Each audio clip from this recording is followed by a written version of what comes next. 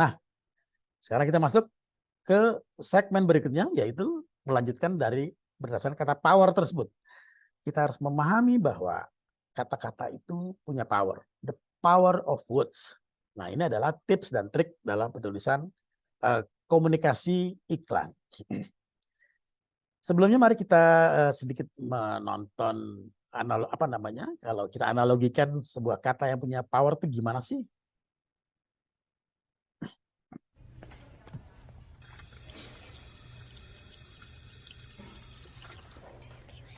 Oh, there she is. She's such a loser. I know. What a geek.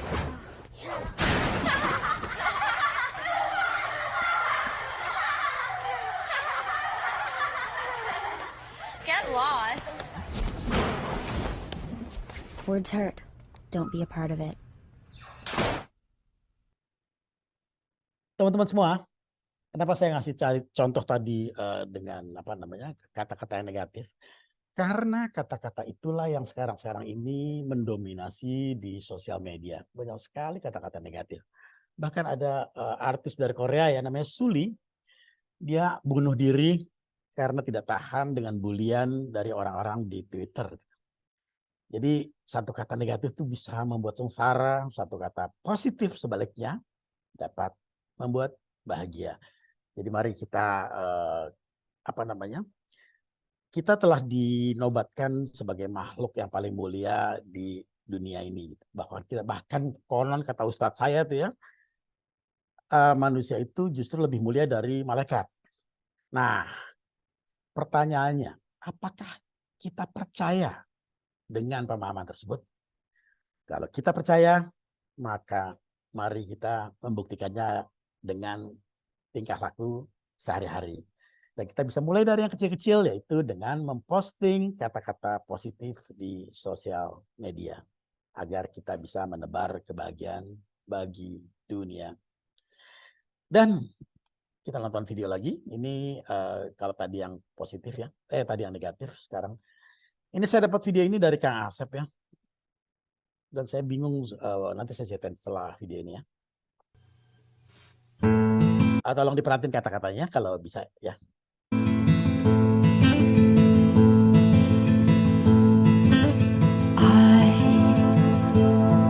I'm sorry, please forgive me.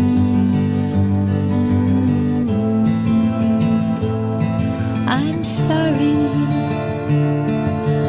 please forgive me. I'm sorry, please forgive me.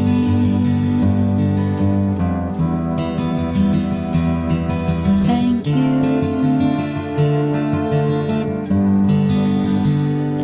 I love you.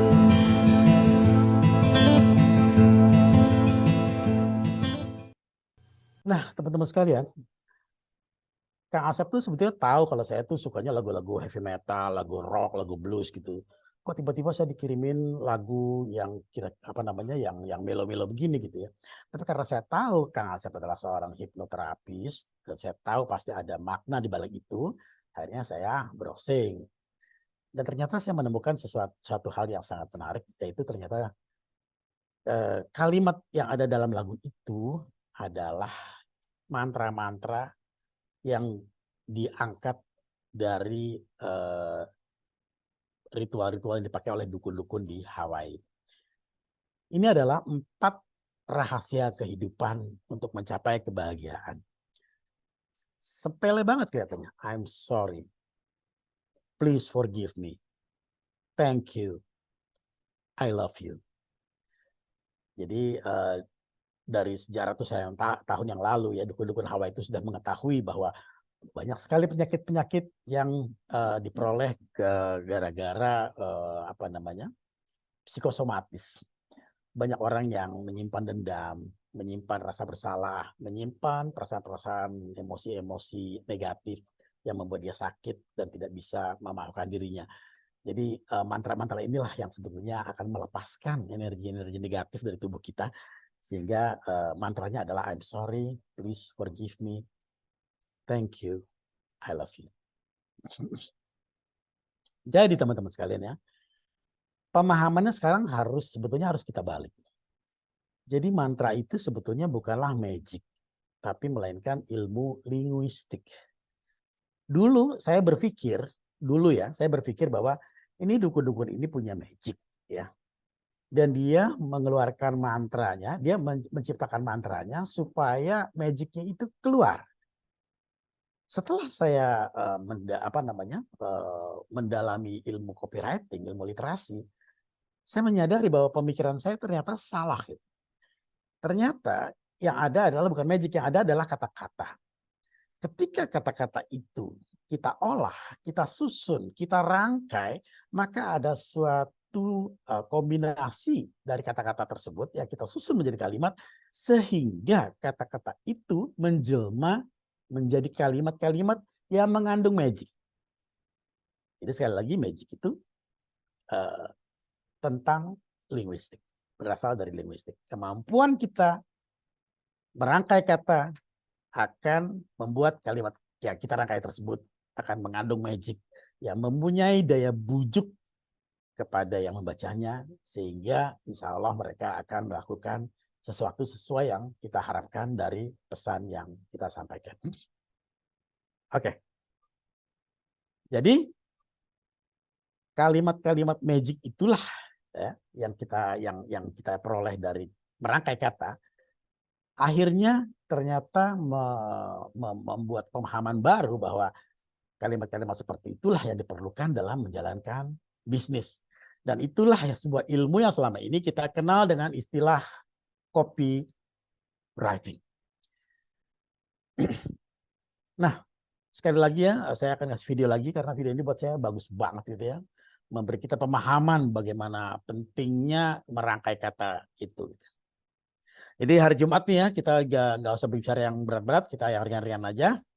Supaya kita tidak bisa pergi ke masjid dengan kepala lebih enteng. Please welcome our next contestant, Mohammed Quatani, The Power of Words.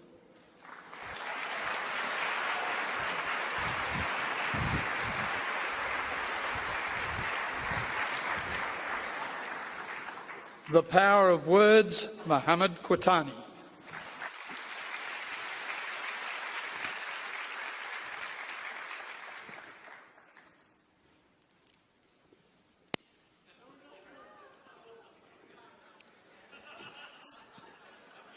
What?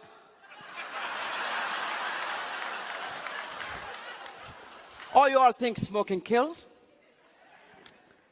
Let me tell you something.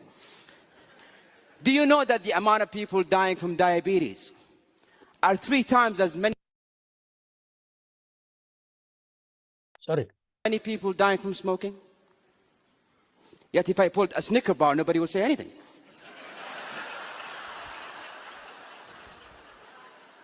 Do you know that the leading cause of lung cancer is not actually a cigarette?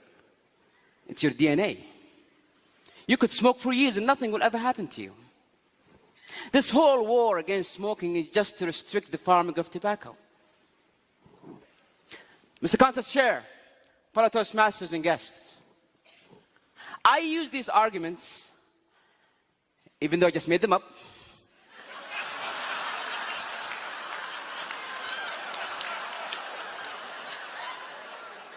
with a group of my friends. And the results, 5 of them believed what I said. 2 of them started smoking. Words, when said and articulated in the right way, can change someone's mind. They can alter someone's belief.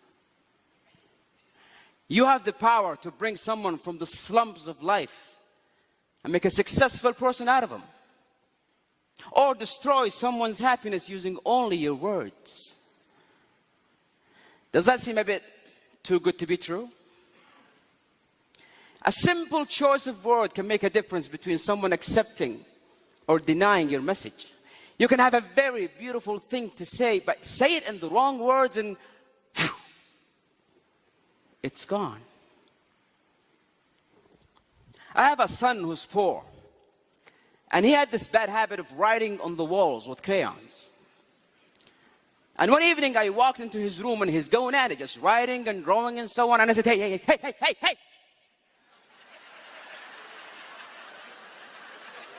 Are you stupid?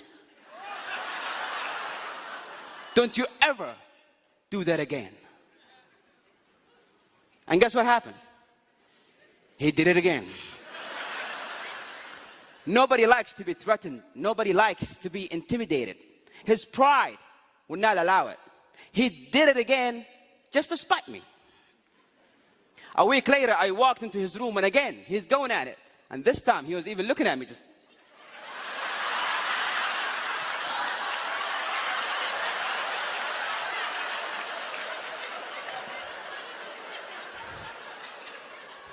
I came down and I said, sweetie, come here. Don't do that. You're a big boy now. And he never did it again. Because his pride wants him to be the big boy. Have you ever wondered why nobody cares about global warming, even though it's a very serious issue? It could kill all of us. Because when you go home and you flip on the TV and you see a scientist trying to talk about global warming, it goes something like this.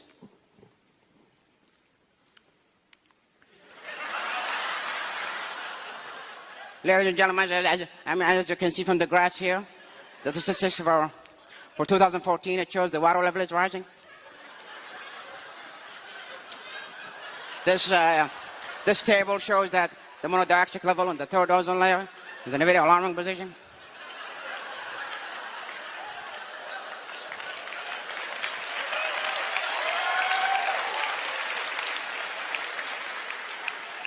The message never get across. But most importantly, if you are a person who's a role model, if you are a person who's been admired, anything you say could be believed. Anything you utter could be taken as truth. My friend Nasser, he loved his father, idealized his father. He would do anything to make him happy. But his father was the kind of person who's not easy to impress. And year after year, Nasser tried, and his father was like, yeah. First year in college, Nasser got straight A's. And he thought to himself, this is it.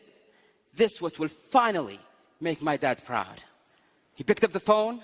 He called his dad. Dad, I got straight A's. Are you proud? Please tell me you're proud, Father. Yeah, listen, son, I'll have to call you back. I'm busy. I'm busy was the single sentence that broke the camel's back. And he started drinking, doing drugs, hanging out with the wrong crowd. Nasser, why? Why are you throwing your life away? If the one person in the world that I care about the most doesn't care, then why should I? And one evening I got the phone call. Nasser's in the emergency room. Drug overdose. I rushed to that hospital. I saw him on that bed. And I saw that machine go beep, beep, beep. And I saw doctors try to bring him back to life. Clear! Clear! Clear!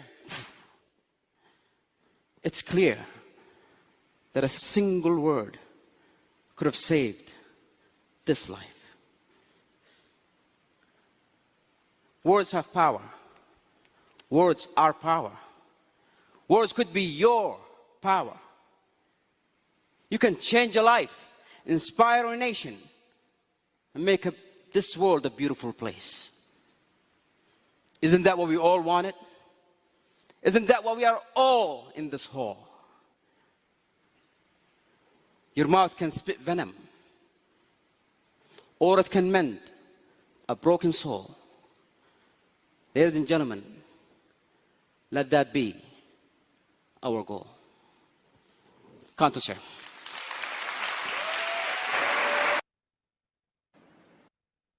Jadi begitu teman-teman sekalian ya.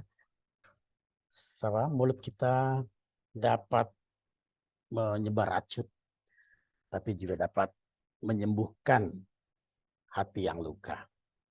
Hati yang luka ya, kayak Betharia Sonata.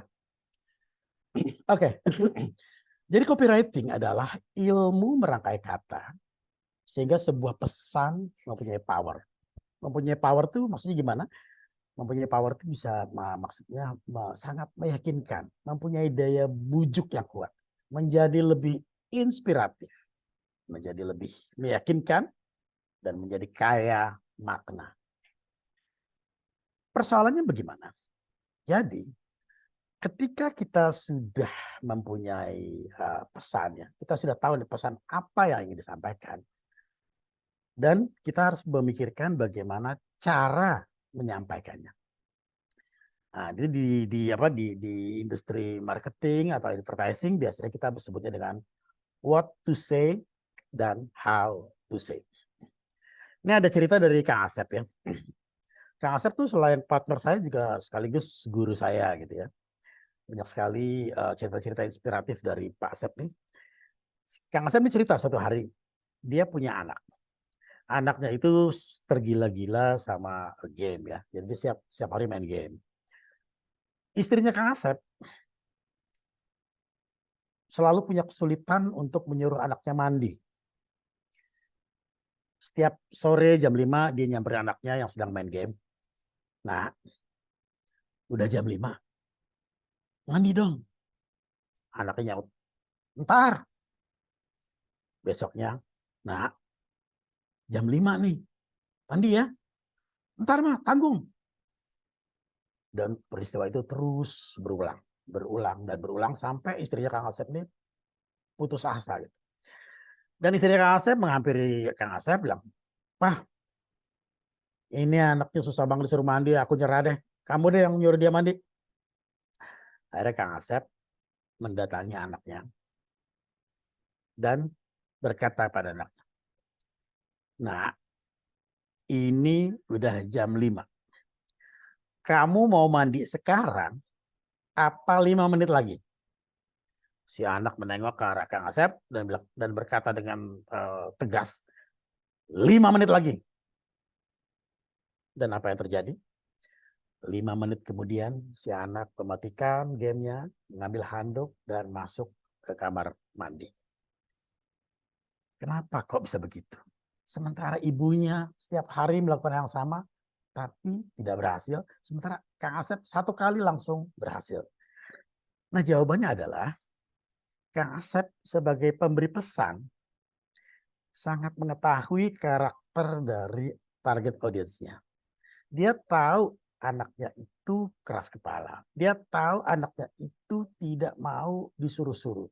Dia tahu anaknya itu tidak suka dikontrol oleh orang lain. Dia tahu anaknya lebih suka memegang kontrol atas dirinya sendiri. Nah, berdasarkan pengetahuan Kang Asep tentang anaknya itulah, maka dibuat formulasi kalimat dengan pilihan ganda. Nah, kamu mau mandi sekarang apa 5 menit lagi? Dan anak itu menjawab dengan tegas 5 menit lagi. 5 menit kemudian dia mandi.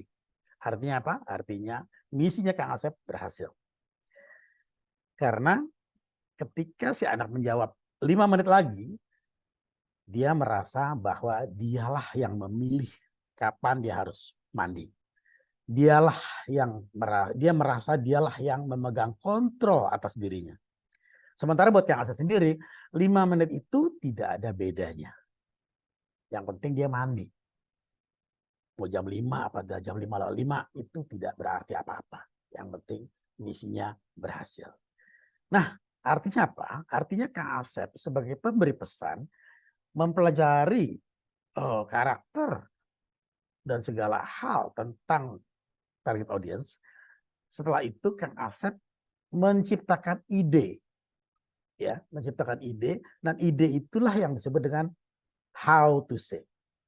Jadi kita harus mencari dulu apa yang kita ingin sampaikan dan bagaimana menyampaikannya. Dan rumusnya adalah what to say tambah ide sama dengan how to say. Ini bukan rumus ya. Ini cuma struktur aja bahwa cara bekerja kita begitu gitu. Oh begitu ya, ternyata gue naksir cewek nih. Kan kita nggak bisa bilang saya pengen pacaran sama dia kan. What to say-nya adalah saya pengen pacaran sama dia. Kan kita nggak bisa ngomong. Misalnya ke Amel gitu, Mel pacaran yuk. Wah si Amel bisa ngakak dan menertawakan saya. Tapi saya harus mencari ide bagaimana cara menyampaikannya. Seperti yang dilakukan oleh Kang Asep terhadap anaknya. Nah, jadi poinnya adalah ide. Nah, untuk mencari ide dalam copywriting, dalam literasi, itu sebetulnya ada banyak sekali caranya. Cuman karena saya cuma bisa ngomong sampai 11:30, maka saya cuma ngasih beberapa saja ya. Paling banyak 6 nih. 1, 2, 3, 6. Ada 6. Kita bisa mencari ide dengan memanfaatkan berbagai strategi, yaitu pertama membalik sudut pandang. Kemudian dengan memanfaatkan kontradiksi, kemudian kita bisa memanfaatkan juga yang namanya human insight.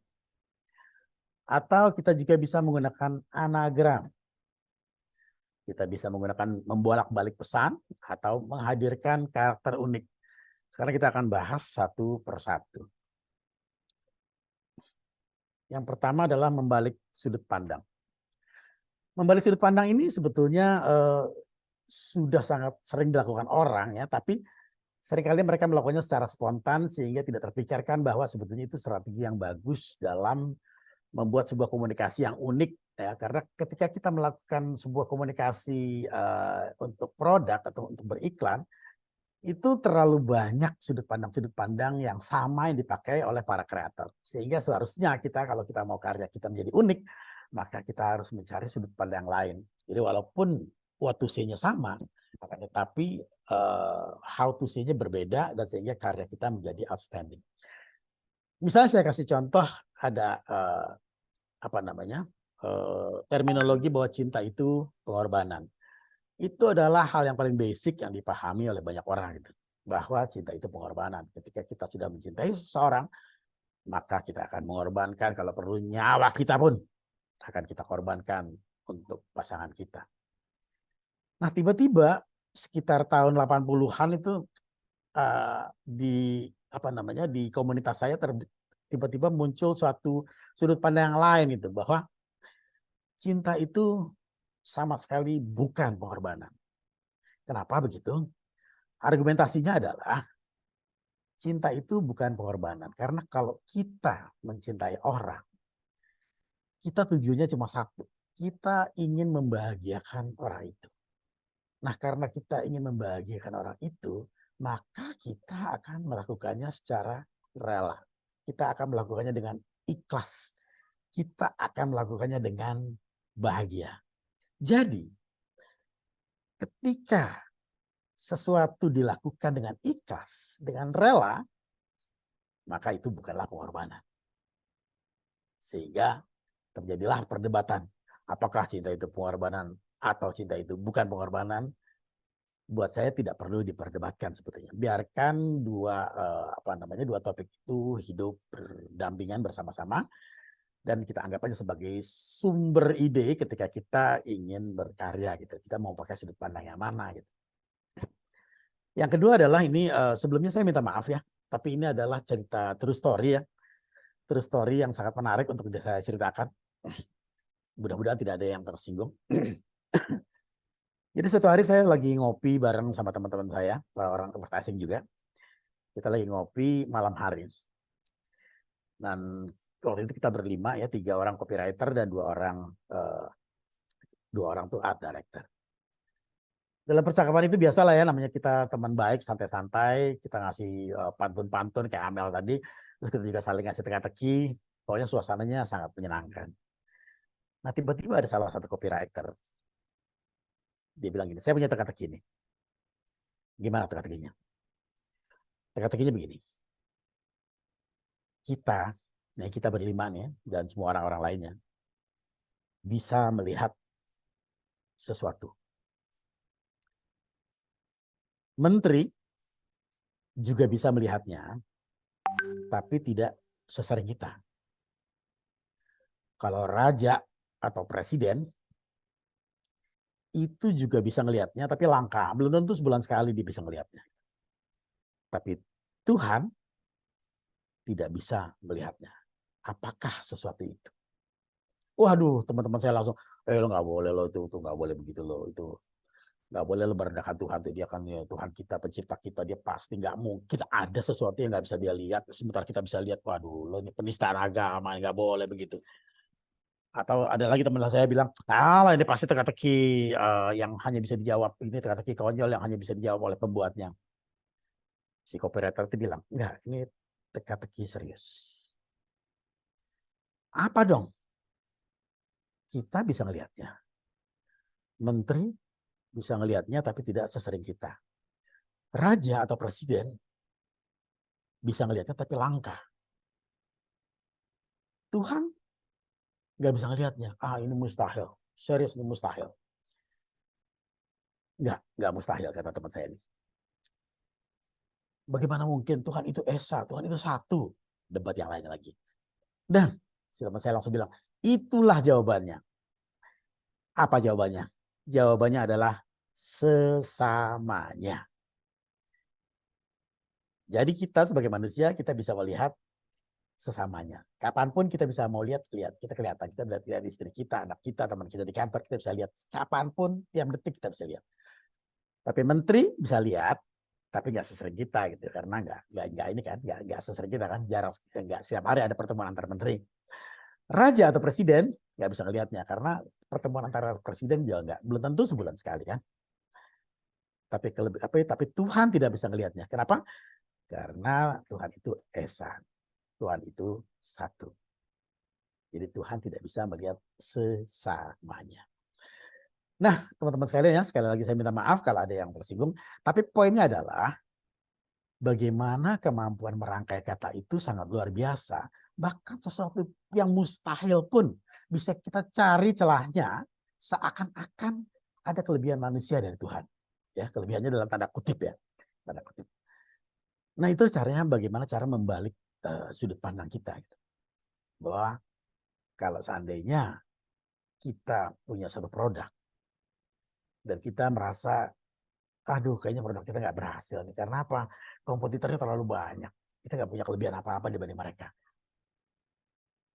Ini teka-teki ini telah membuka pikiran saya bahwa dengan kemampuan kita merangkai kata, bahkan hal yang tidak mungkin pun bisa kita cari kelebihan produk kita dari produk orang lain.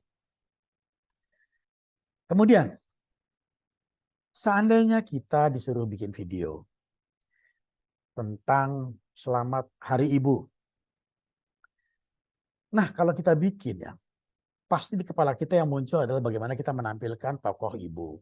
Mungkin kita akan memakai tokoh-tokoh yang sudah ada, atau kita menciptakan karakter tersendiri, tapi kita akan menampilkan tokoh ibu. Gitu. Sementara di hari ibu itu akan tayang berbagai puluhan video yang dengan pesan yang sama. Selamat Hari Ibu.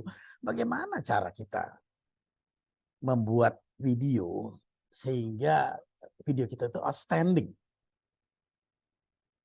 Caranya adalah, kebetulan saya punya contohnya nih. Kebetulan cara yang membacakannya namanya Cica Kusoyo ya, yang menyanyi lagu Heli Guk Guk Guk.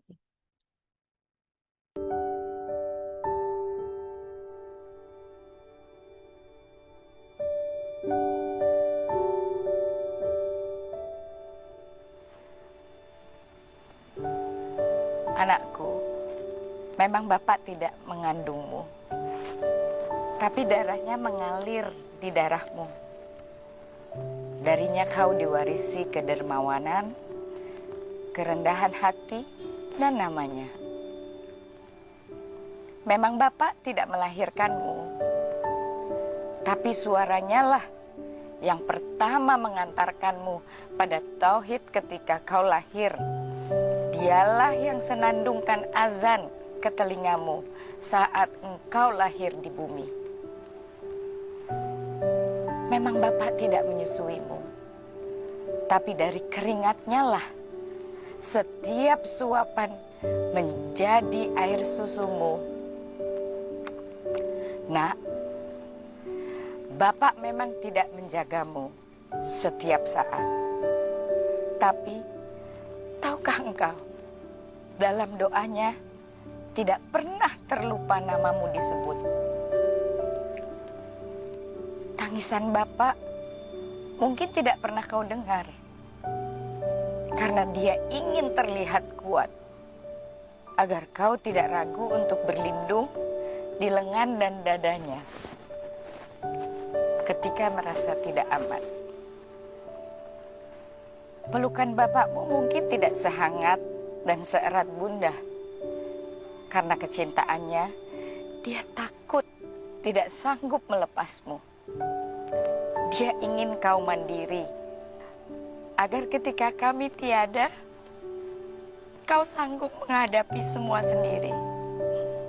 Jauh di dalam hatinya, dia hanya ingin mampu membanggakanmu di mata Rasulullah.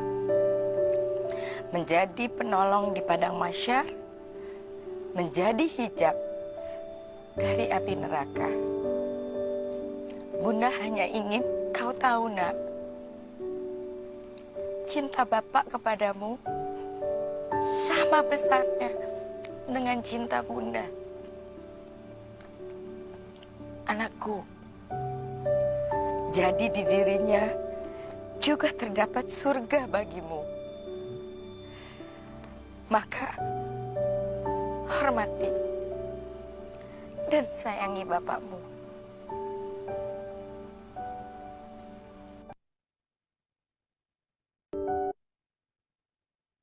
Mengharukan banget ya. Saya tiap membaca ini selalu berkaca-kaca ya. Jadi Cica Kusoyo waktu itu mau nyalek ya, dia minta tolong saya untuk membantu dia. Dan saya kan punya tim ya, tim saya itu Kang Asep sama Kang Maman Suherman. Jadi kita semua bertiga bikin gitu. Dan yang terpilih adalah yang karyanya Kang Maman ini. Ini buat saya juga menarik ya sudut pandangnya. Dia bercerita tentang Bapak, tapi endingnya selamat Hari Ibu. Gitu. Itu luar biasa banget. Dan ada satu karya lagi ya. Bahkan dia, kalau tadi bapaknya tidak hadir ya, hanya disebutkan oleh si pembawa puisinya, ini justru dihadirkan. Kau memang tak seperti ibu teman-temanku.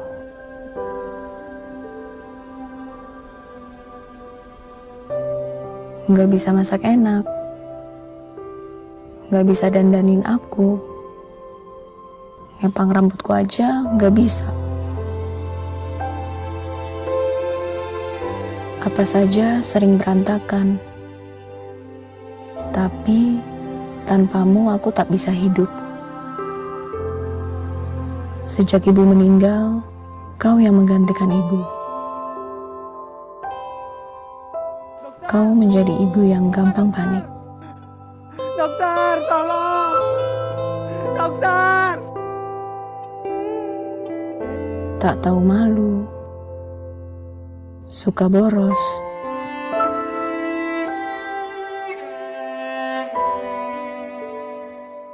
Kadang norak.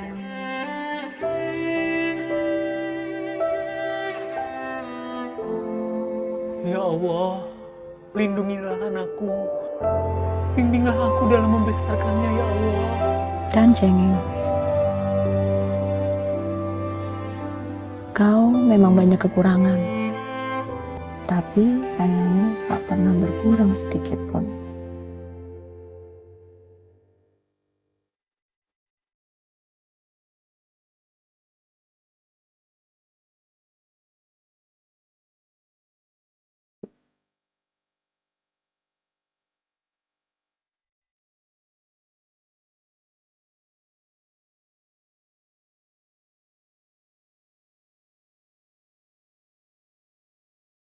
Selamat Hari Ibu, Ayah. Terima kasih telah menjadi ibu terhebat buatku.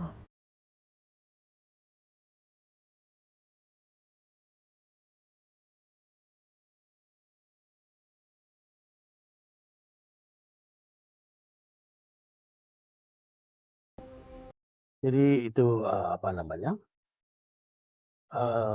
Itu yang mungkin teman saya dan teman Kang Asep juga ya, namanya Dedi Van Sopi. Jadi dia dan Kang Maman membalik sudut pandang. Kalau ketika semua orang bercerita tentang ibu, dia tiba-tiba bercerita tentang ayah. Makanya juga endingnya juga menarik kan. Selamat Hari Ibu, Ayah. Itu betul-betul kalimat yang luar biasa buat saya. Selamat Hari Ibu, Ayah. Dan yang ketiga adalah sudut pandang ketika kalau kita berbicara tentang handphone ya. Semua orang sibuk dengan handphonenya.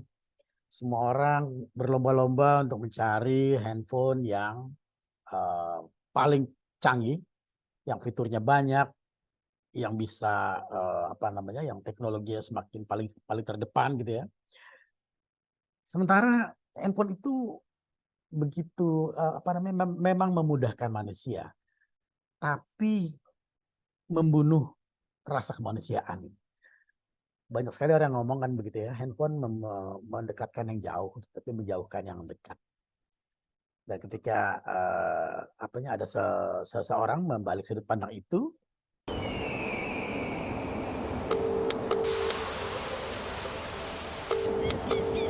the person you are trying to call is currently busy.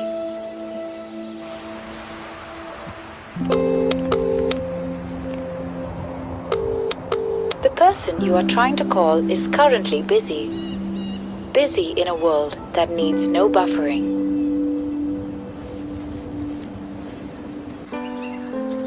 A world where you log in without a password.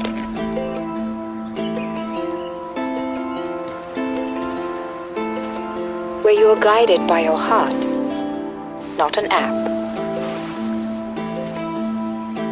Where you filter your thoughts, not photographs.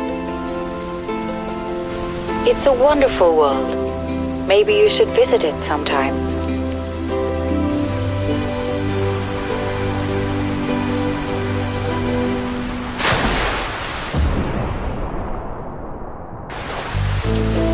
It's where you make a friend without a request. Have a conversation without a character limit. Hear a tweet instead of reading one. Play, but not on a screen. It's where your time is more valuable than your timeline. Where you live your life and not scroll through it.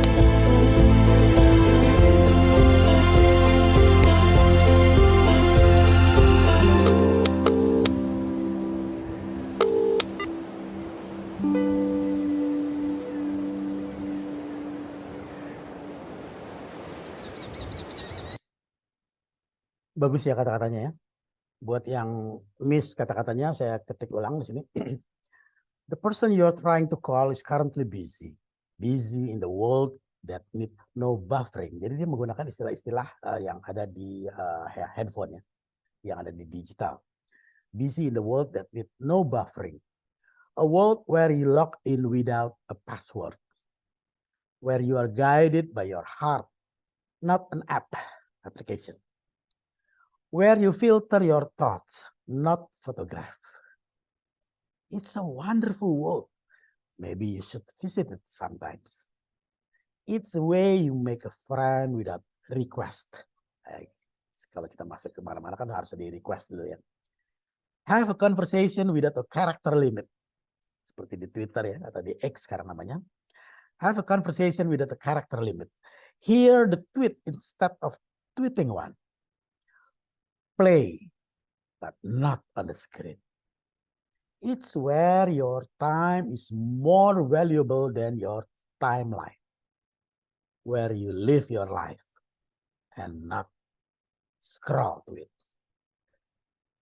Ini kemampuan merangkai katanya juga luar biasa ya. Dan dia membalik sudut pandang ketika orang sedang sibuk berlomba-lomba mencari teknologi yang paling canggih, tiba-tiba video ini mengingatkan kita kembali untuk menjadi manusia dan bergaul dengan alam. Cara yang kedua adalah dengan memanfaatkan kontradiksi. Nah, konsep ini sebetulnya konsepnya hampir mirip dengan istilah look who's talking ya. Jadi kita menampilkan seseorang ya, message-nya apa, tapi dia mengatakan sebaliknya. Sehingga ketidakkonsistenan inilah yang membuat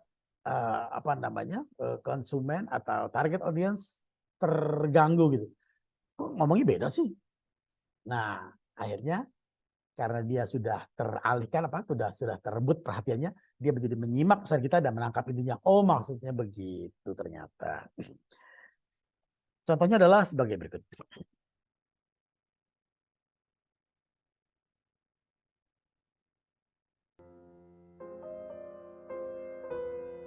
Kuncinya adalah nationalism. Untuk menjadi bangsa yang besar, kita harus confident dengan nationalism kita.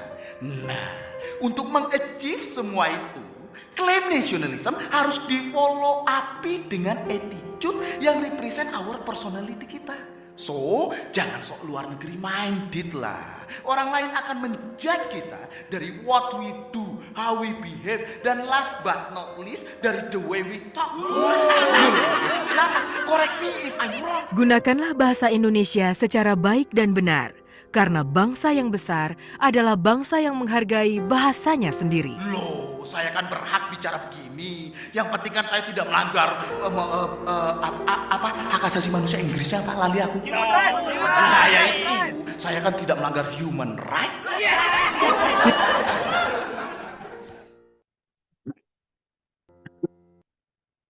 Oke, yang ketiga adalah human insight. Oh, sorry. Mel, saya jatah sampai jam berapa ya?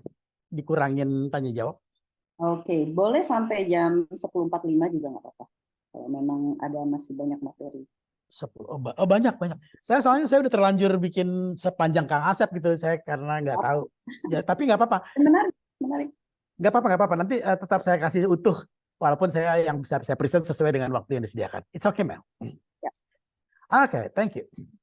Yang ketiga adalah human insight. Jadi teman-teman, ini nanti kalau kalian nanti memperoleh materi saya, mungkin akan ada banyak sekali yang sisa-sisanya yang belum sempat saya present, tapi nggak apa-apa. Karena saya tahu itu, makanya saya jelasin bullet poinnya saya jelasin sampai detail supaya nanti walaupun tidak di-present, tapi semuanya tetap bisa mengerti apa yang saya maksud. Yang ketiga adalah human insight. Human insight ini sebetulnya agak sulit menerangkannya ya. Tapi intinya begini. Kalau kalian pernah dengar istilah don't judge book by its cover, artinya kita tidak boleh menilai sebuah buku hanya dari covernya. Berarti kita harus tahu dalamnya kan? Nah, dalamnya itulah yang sebetulnya yang namanya human insight. Jadi saya waktu sejak lahir tuh saya tinggal di Bendungan Hilir. Dan waktu SD, saya mainnya tuh di pasar Bendungan Hilir. Waktu itu pasar Bendungan Hilir belum sebagus sekarang ya, masih pasar becek gitu. Di sana ada satu preman namanya Bimo. Itu preman itu sangar banget, tinggi besar, hitam, tatonya di mana-mana sampai kepala dan mukanya itu bertato. Dia pernah bunuh orang dan dia udah di penjara di mana-mana, pernah di Cipinang, bahkan sampai pernah ke Nusa Kambangan. Tapi setelah bebas dia selalu mainnya di Bendungan Hilir. Dan hubungan saya sangat baik sama Bimo ini. Kenapa? Karena Bimo itu waktu SD, SMP itu sahabatan sama teman-teman, sama kakak saya gitu. Dan dia respect banget sama kakak saya, sehingga dia juga baik sama saya gitu. Jadi setiap kali saya main di pasar Bendungan Hilir itu, saya selalu ketemu Bimo dan saya sering ditraktir tuh sama dia tuh. Walaupun ditraktirnya malak juga ya. Nah, suatu hari waktu saya lagi main di pasar itu, si Bimo ngeliat saya gitu. Dia, Bud, ya bang, ikut abang ya, abang mau beli kaset nih. Beli kaset, nah pasti mau malak kaset lagi nih. Ayo bang, saya ikut. Dan saya mau ngintil di samping Bimo. Bimo itu tinggi besar ya, sebentar saya kecil banget ya, cuma sepinggangnya. Dan saya waktu ngeliat Bimo itu, saya mikir nih, ini lagu-lagunya Bimo ini pasti lagu-lagu heavy metal, lagu rock, atau paling nggak lagu-lagu keras, atau sial-sialnya tuh ya lagu-lagu kayak Iwan Fals lah, atau paling nggak dangdut lah. Nah, ketika kita sampai di toko Cina yang jual kaset itu ya, satu-satunya dulu di Ben Hill yang paling terkenal tuh. Begitu udah saya datang ke Bimo tuh langsung engkau Cina itu langsung gemeter gitu. Ketakutan karena Bimo itu aura binatang buasnya itu sangat kuat gitu. Oh, ya Bang Bimo, ada yang bisa dibantu Bang Bimo? Ada kaset Bukit Berbunga 2 nggak? Ah, kaset Bukit Berbunga 2 yang nyanyi yang Uci Bing Slamet. Saya sama Kongko Cina itu kaget loh.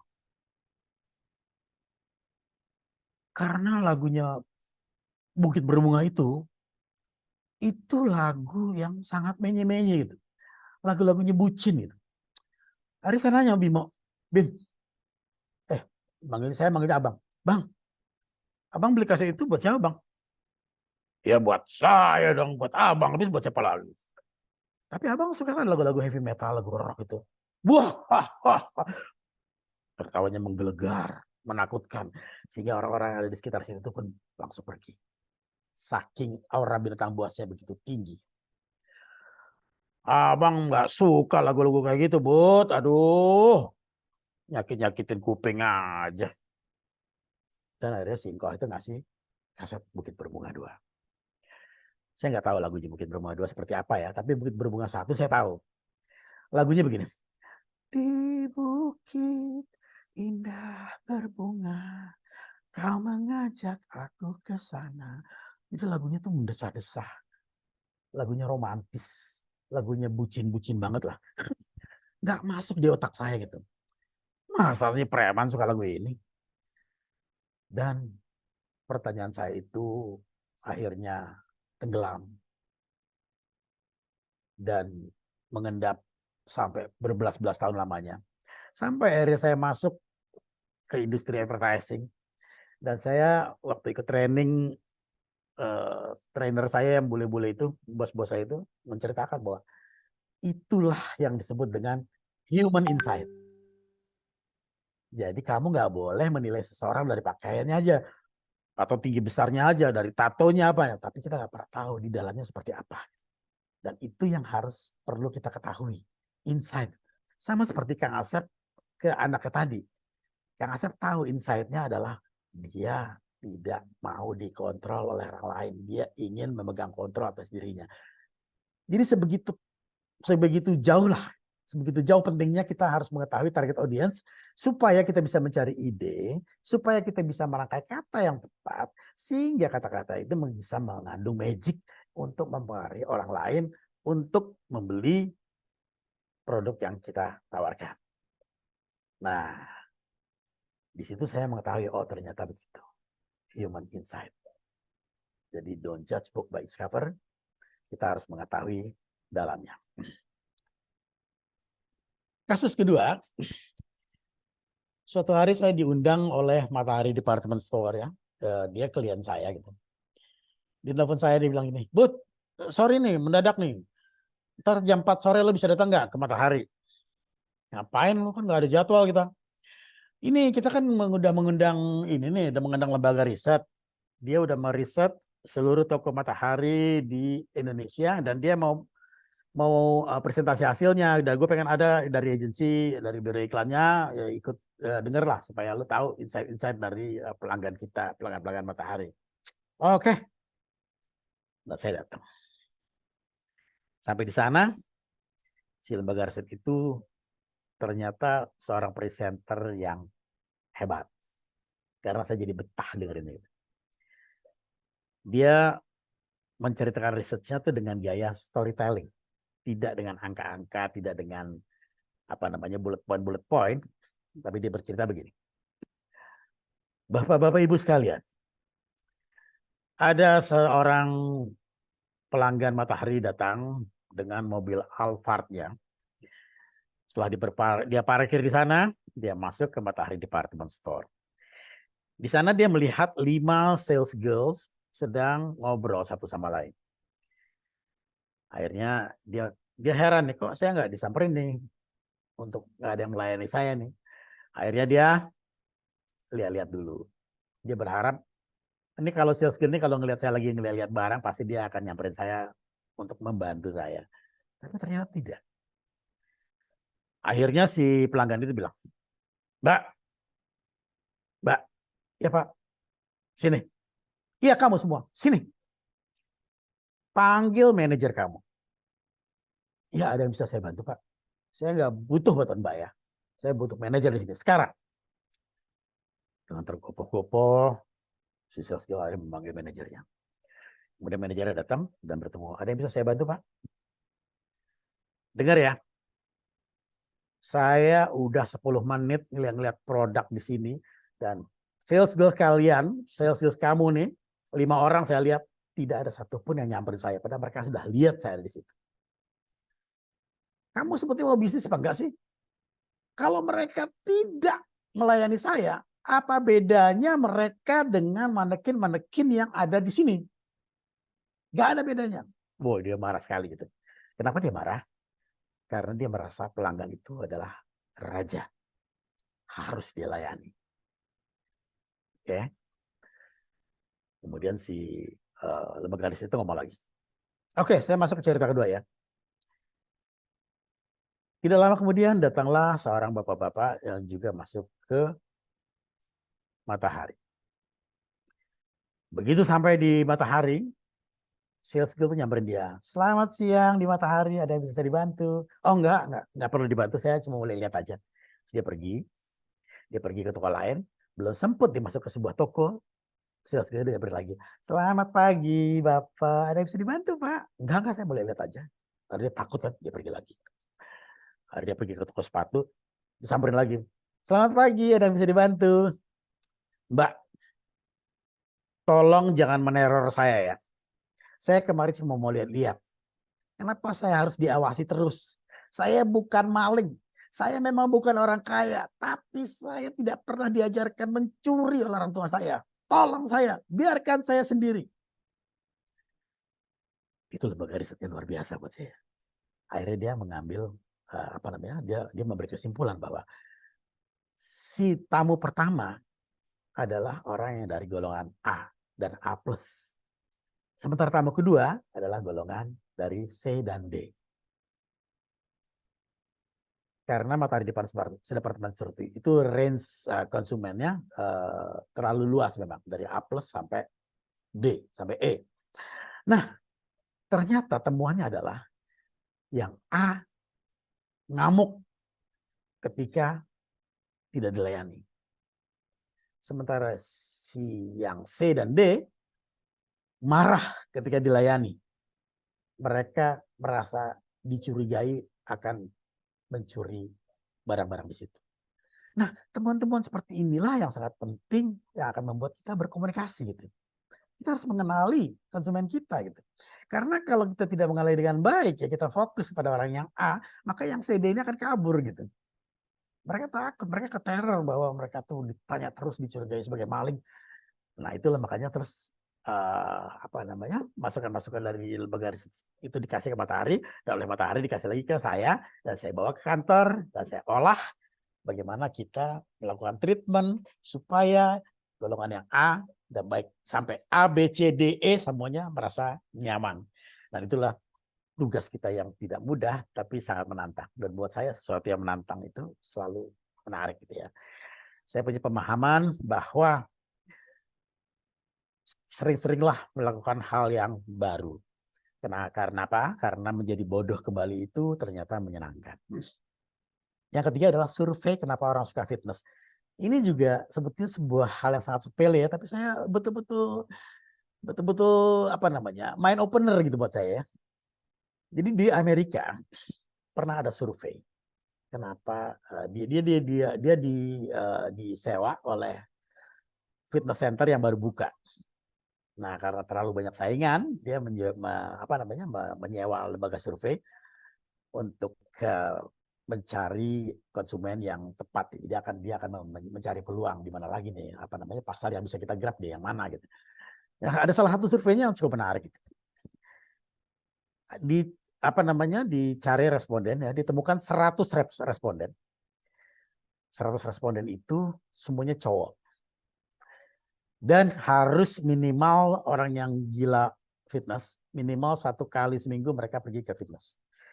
Dan yang ditemukan adalah ya lebih banyak lagi, ada yang 2 sampai 3 sampai 4 kali gitu yang fitness. Survei dilakukan secara kuantitatif dan kualitatif. Ketika ditanya, jawabannya 70% bilang supaya badannya 60% menjawab supaya badannya bagus. Dan yang 40% supaya badannya sehat. Nah, kemudian survei dilanjutkan dengan kualitatif, yaitu dengan interview, dengan wawancara, ya, one on one. Setelah dilakukan wawancara, ternyata angkanya itu berubah drastis. 10 orang masih menjawab bahwa supaya dia ke fitness supaya badannya bagus. 5% menjawab supaya badannya sehat. Dan 85% ditemukan temuan bahwa mereka pengen pede kalau telanjang di depan pasangannya atau istrinya. Sehingga mereka nggak minder, nggak perlu harus ngecil-ngecilin perut segala. Gitu. Jadi temuan itu sangat menarik gitu, ternyata. Dan kalau kita nggak melakukan survei itu secara kualitatif, ternyata agak sulit menemukan temuan itu. Kita tahunya bahwa orang ke fitness karena pengen badannya bagus, pengen badannya sehat. Ternyata hal yang lebih dalam adalah gue pengen bugil di depan istri gue tuh, gue pede dong gitu. Itu temuan yang sangat menarik. Nah, ada salah satu contoh lagi ya. Saya akan kasih contoh yang paling umum ya. Saya yakin video ini sudah dilihat oleh semua orang. Saya akan kasih contoh itu sehingga saya tidak memerlukan lagi pengertian apa makna dari puisi, apa makna dari video itu, kita bisa langsung membahasnya.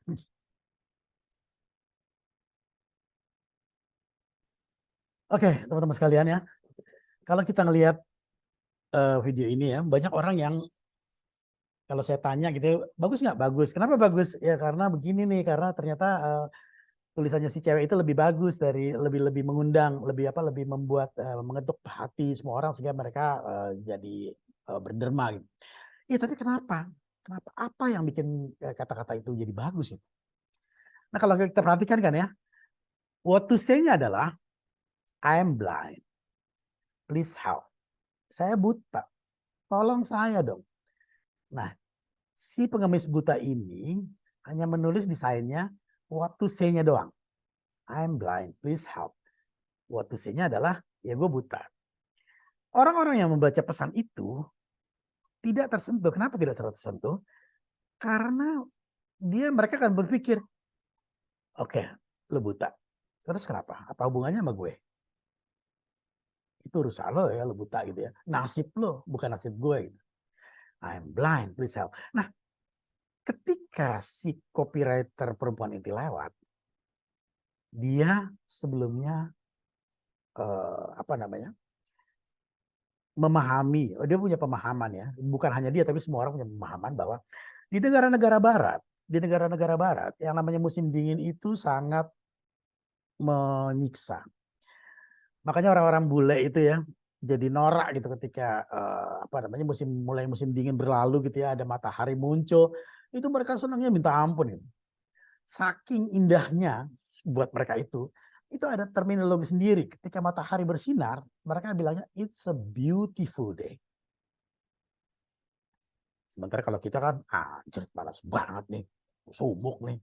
Kalau kita kan biasa begitu ya, kalau hujan ngeluh, kalau panas ngeluh gitu.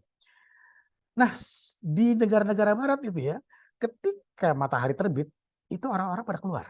Bukan terbit ya. Ketika matahari bersinar, orang-orang pada keluar. Kalau tadi kita lihat ada banyak adegan-adegan yang banyak orang yang tidak mengira bahwa adegan itu sebetulnya sangat penting. Ada ABG-ABG kumpul, lagi ngeriung, lagi bercanda-bercanda. Itu sebetulnya mereka sedang menikmati matahari. Kemudian ada ibu-ibu sedang merokok. Merokoknya tidak di dalam tapi di luar. Bukan karena di luar nggak boleh merokok, tapi si ibu itu ingin menikmati matahari. Semua orang merayakan, menikmati kedatangan matahari itu. It's a beautiful day. Makanya si copywriter itu nulis, alih-alih mengatakan I'm blind, please help. Dia menulisnya, it's a beautiful day, but I can see it. Nah, itu insight-nya kena banget pada orang yang berlalu lalang. Ketika mereka membaca sign itu, it's a beautiful day. Iya benar. Gue juga lagi menikmati ini. It's a beautiful day. Betul, sangat betul. Terus ketika dia baca terusannya, but I can see it. Jelek.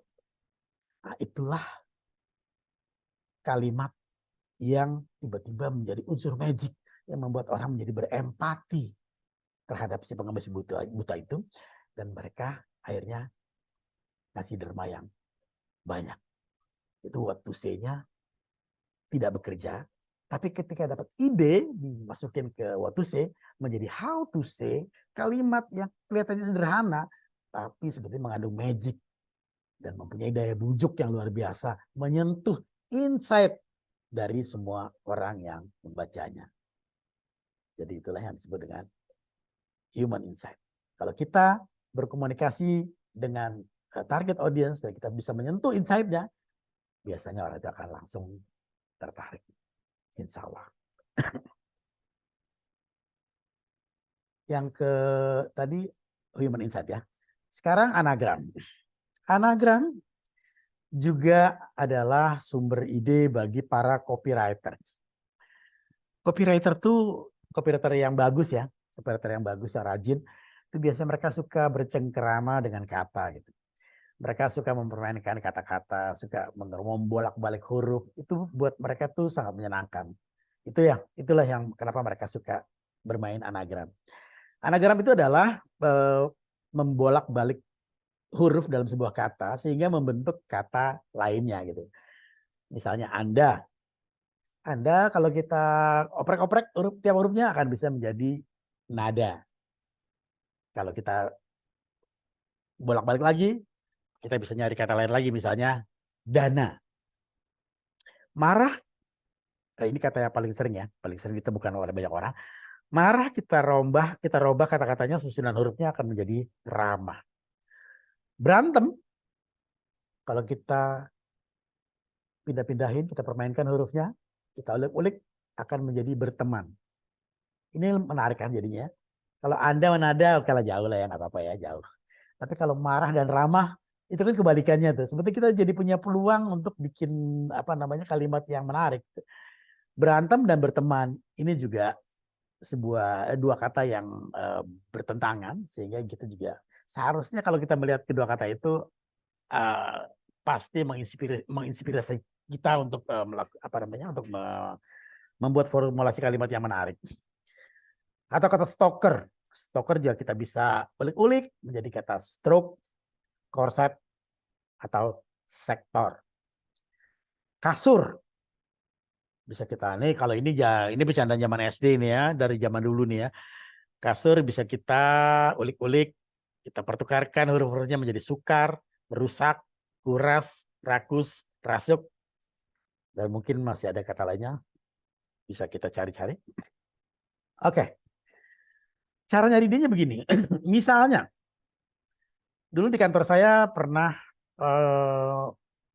lagi mikir bagaimana kita membuat ucapan selamat tahun baru yang akan kita kirimkan kepada teman-teman klien-klien kita, kepada kolega-kolega kita, kepada partner-partner bisnis kita gitu. Nah, orang kreatif langsung disuruh tuh sama Pak Bos, ayo bikin ucapan selamat tahun baru yang kreatif. Oke Pak. Lalu ngeriunglah teman-teman kreatif itu. Setelah nyari ide-ide, ternyata idenya nggak ada yang kira-kira menonjol. Akhirnya tiba-tiba salah satu orang bilang, yuk kita main anagram. Oke. Selamat tahun baru tuh apa ya yang kita cari? Nah, karena ini berhubungan dengan tahun, maka kita pilih kata tahun. Oke. Tahun kita pilih. Kita sekarang memikirkan fokus kepada kata tahun dan mencari kata apa yang bisa kita temukan dari kata tahun. Setelah kita ulik-ulik, kita acak-acak, ternyata kita menemukan 3 kata lain, yaitu hantu dari kata tahun ya, Tuhan dan hutan. Jadi total kita punya 4 kata dari kata tahun ya, bersama kata tahun ya. Nah, kita bisa membuat tulisan dengan cara menggabungkan keempat kata tersebut menjadi ucapan selamat ulang tahun itu. Misalnya begini. Di dalam hutan kulihat hantu. Di ujung tahun kusapa Tuhan. Selamat tahun baru. Atau kita mau bikinnya menjadi digital ya, karena ini ucapan tahun baru, barangkali kita mau bikin lewat email atau lewat WA berupa video, bisa kita bikin.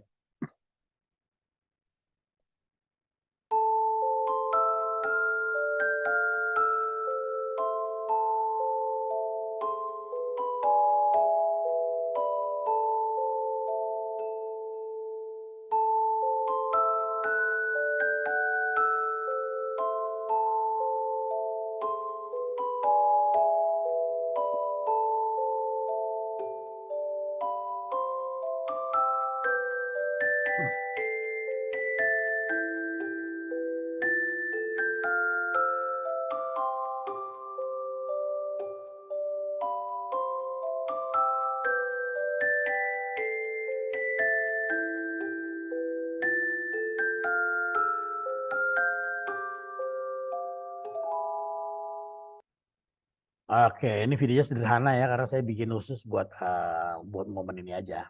Kalau dibuat beneran tentu saja kita akan bikin yang lebih canggih. Oke. Sekarang misalnya kita cari lagi kalimat kata yang lebih panjang. Kalau tahun mah terlalu gampang ya. Kita cari yang lebih panjang. Misalnya kita ambil kata toleransi. Nah, kata apa lagi yang bisa kita bentuk melalui anagram? Dengan bermain anagram dari kata toleransi. Nah, ini sangat menantang ya. Karena total ada 9 huruf. Kita harus bolak-balik hurufnya sehingga membentuk kata baru. Dan ternyata setelah kita cari-cari, kita hanya mendapatkan 2 kata saja. Yaitu kata pertama yaitu nasi telur, dan yang kedua telur asin. Berarti kita punya 3 kata, yaitu nasi telur, telur asin, dan toleransi. Nah, kita bisa membuat tulisan dengan cara menggabungkan ketiga kata itu dalam sebuah kalimat. Kita bisa membuatnya seperti ini.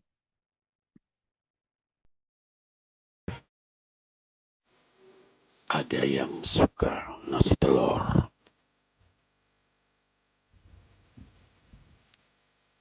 Tapi ada juga yang lebih suka telur asin. Disitulah saatnya kita membutuhkan toleransi. Bersatulah Indonesiaku.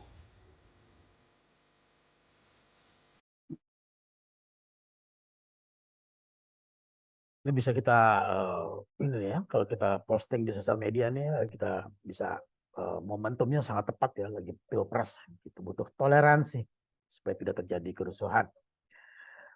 Oke, nah sekarang seandainya kita punya brand ya, alangkah baiknya ya sebelum kita menangani sebuah brand, kita juga mempelajari brand itu. Apakah brand itu bisa kita cari anagramnya gitu ya?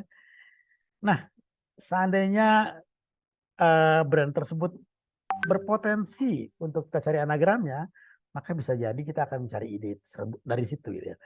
Saya coba nyari contohnya kemana-mana gitu ya. Saya browsing ke internet, saya cari-cari kira-kira ada nggak brand yang kira-kira menarik untuk kita olah anagramnya ya. Nah, ternyata saya menemukan sebuah snack namanya Takis. Dan Takis ini adalah karena dia snack, maka dia adalah produk fun. Kalau produk fun itu adalah produk yang bisa kita main-mainin, yang menyenangkan, yang tidak harus serius. Kita bisa melakukan pendekatan-pendekatan yang menyenangkan, baik itu humor ataupun sesuatu yang sangat menghibur ya, entertaining ya. Berbeda kan kalau dengan obat kita biasanya kita harus serius itu. Asuransi, bank itu adalah produk-produk serius. Tapi kalau produk-produk confectionery dan produk-produk seperti permen, coklat atau segala macam itu biasanya lebih fun. Nah, dari kata takis ini ternyata kita bisa menggali banyak sekali kata. Takis ini kalau kita cari anagramnya dengan membolak-balik kata, kita menemukan banyak sekali kata baru berdasarkan kelima huruf tersebut. Nah, yang mau jawab boleh ya ketik di chatroom.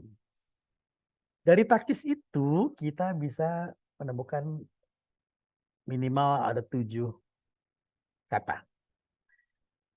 Kata pertama adalah taksi. Kata kedua sakti.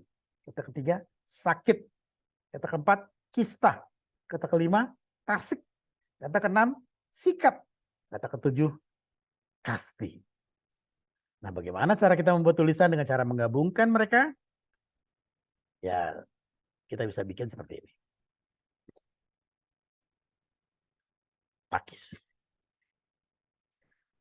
Habis main kasti, dia kena kista. Untung dia sakti, jadi tidak sakit. Dari kota Tasik, dia naik taksi. Lihat ada takis, langsung dia sikat. Nah, ini kalau seandainya jadi web series ya, jadi iklan-iklan video di YouTube, wah, pasti bisa seru ya. Karena kita bisa macam-macam, bisa memainkannya dengan apa namanya, dengan mencari kalimat-kalimat yang lain, dengan tokoh-tokoh yang lain, sehingga kita akan mendapatkan seri yang banyak dan menarik gitu.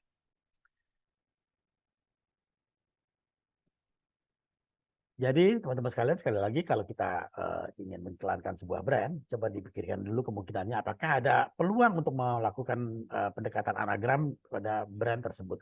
Karena biasanya klien itu sangat senang kalau ke brandnya itu disebut sesering mungkin gitu. Jadi walaupun dibolak-balik gitu ya, justru tetap aja brand itu tetap tersebut. Itu akan tetap aja justru makin ampuh untuk masuk ke, kalau istilahnya Kang Asep kemarin adalah masuk ke subconscious mind dari target audience. Karena biar bagaimanapun dibalik-balik begitu, subconscious mind itu kan pintar sekali. Jadi dia bisa menerjemahkan apa yang dimaksud dari pesan kita. Jadi kalau umpamanya kita tadi menemukan 7 kata, maka itu berarti kita minimal telah menyebutkan 7 kali brand dalam komunikasi kita. Yang kelima adalah membolak-balik pesan. Nah, yang membolak-balik pesan ini ya, sebetulnya ini adalah ide yang sangat lama ya, sudah tua sekali sebetulnya. Mungkin dari tahun 60-an, tahun 70-an mungkin sudah ada, saya udah pernah lihat gitu ya. Tapi ide ini jarang sekali dilakukan karena sulit sekali melakukannya. Sulit banget. Tapi untuk satu pena, untuk workshop ini saya sengaja mencari membuat ide dengan membolak-balik pesan ini supaya mudah dimengerti. Idenya adalah membolak-balik pesan. Oke, kita lihat sama-sama ya.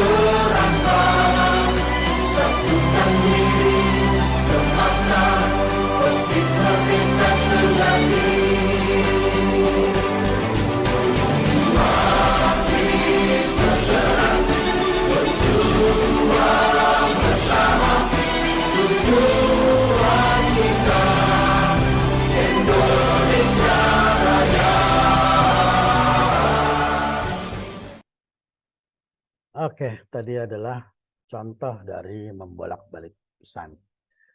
Agak langka ya, pendekatan seperti ini karena emang agak susah. Dibutuhkan extra effort untuk membuatnya. Kalau seandainya bisa pun belum tentu bagus itu untuk membuat yang bagus. Tapi kalau seandainya seperti tadi saya bilang bahwa sesuatu yang susah itu biasanya menantang kita ya. Biasanya tuh otak kita langsung agak sulit pergi dari sana gitu karena kita penasaran. Karena keponya seseorang itu sangat tinggi. Oke, yang kelima adalah menghadirkan karakter unik. Salah satu teknik mencari ide adalah dengan cara mencari what to say dengan cara eksekusi. What to say-nya mungkin akan memang kita sampaikan sesuai apa adanya. Tapi delivery-nya caranya adalah what to say adalah dengan menampilkan karakter yang unik. Karakter yang unik itu ada banyak sekali ya, misalnya banci-banci salon itu kan biasanya kan ngomongnya khas gitu ya. Atau orang yang lagi cegukan gitu yang kalau bapak-bapak, ibu-ibu, nah itu juga karakternya unik. Atau ustadz juga cara menyampaikan pesannya juga unik. Dia tiba-tiba menggunakan nada-nada yang sangat tinggi, tahu-tahu turun ke bawah. Jadi misalnya, kenapa kita harus melakukan hal kebaikan, saudara-saudara? Karena kita ingin mendapatkan surga. Nah, dia suka begitu ya. Nah, itu bisa kita manfaatkan untuk meminjam gayanya dalam menyampaikan pesan. Atau dengan yang paling bagus itu sebenarnya yang sangat-sangat sangat unik itu. Misalnya tunarungu yang memakai bahasa syarat itu pasti akan merebut perhatian orang yang melihatnya. Apalagi kalau tunarungunya itu juga good looking ya, nggak peduli laki atau perempuan, tapi dia menarik. Salah satu caranya adalah misalnya saya menggunakan karakter yang unik itu adalah orang-orang yang biasanya suka yang sering kita lihat di TV-TV yang suaranya disamarkan. Kita lihat sama-sama ya. Saya ditangkap pihak yang berwajib karena saya membuat postingan hoax dan tentang postingan kebencian. Hentikanlah postingan-postingan hoax, fitnah, dan kebencian. Tuliskanlah hal-hal yang baik saja di sosial media. Kalau Anda masih belum sanggup menulis hal-hal yang baik di sosial media, saya anjurkan untuk ikut workshop penulisan dari Writers Batsman.